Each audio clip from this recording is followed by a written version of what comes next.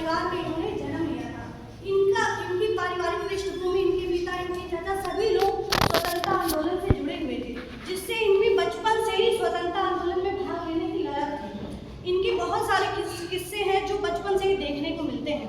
एक बार ये 30 साल के थे और इनके पिताजी आम बो रहे थे, आम के बीज। इन्होंने पूछा, पिताजी आप ये क्या कर रहे हैं? पिताजी ने कहा, बेटा मैं आम के बीज बो रहा हूँ जो बड़ा होकर बहुत सारे आम देगा हमें। तो शहीद भगत सिंह अगले ही दिन, वीर भगत सिंह अगले ही दिन जाके मिट्टी में कुछ कर रहे थे।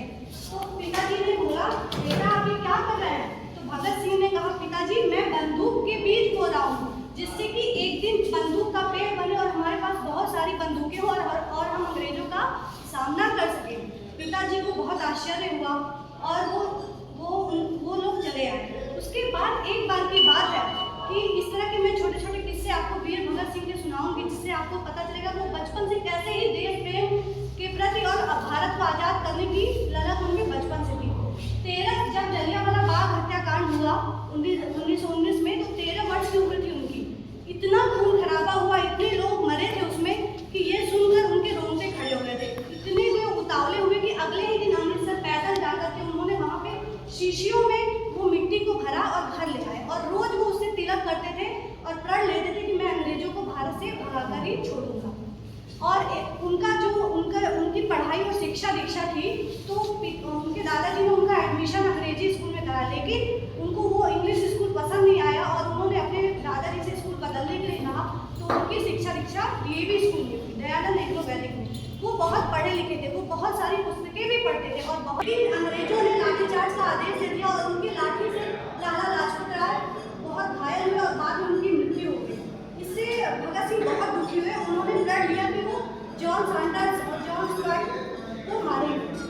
तो उन्होंने प्लान बनाया और वो लोग छिप गए पुलिस थाने। अगले दिन वो लोग पुलिस थाने के बाहर छिपे हुए थे। जैसे ही जॉन सैंडर्स बाहर आया, इन्होंने गोलियां चला दी और वो मर गया और ये भाग गए। और दुर्गा भाभी स्वतंत्रता सेनानी थी, उन्होंने उनकी पत्नी का वेश धारण किया और राजगुरु ने उनके नौकर का वेश धारण करके वो लोग लाहौर से कलकत्ता ट्रेन में बैठकर आ गए।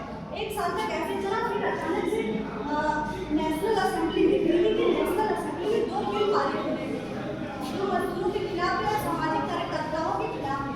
भगत सिंह ने जब ये सुना तो असेंबली में गए प्लान बनाकर बम लेकर। बम भी बोलो, तारे दिल में है, देखना है जुर्म कितना बाजुए कातिल में है, बूम, और बम ब्लास्ट कर दिया।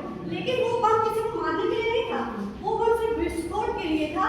और उन्होंने कहा कि ये बाहरों को सुनाने के लिए धमाका है और उन्होंने इंकलाब जिंदाबाद के नारे लगाए। वो चाहते तो भाग सकते थे धुएं की आड़ में, लेकिन वो भागे नहीं और गिरफ्तार हो गए। यही गाते गाते मेरा रंग दे बसंती चोला, मेरा रंग दे बसंती चोला, और जब वो फांसी के फंदे पर झूलने वाले थे तो उन्होंने इंकलाब जिंदाबाद के नारे लगाते लगाते हंसी खुशी तीनों क्रांतिकारी शहीद हो गए। और हम शहीद आजम भगत सिंह को उनके इस शहीद के लिए आज भी शहीद दिवस हर साल 23 मार्च को मनाते हैं।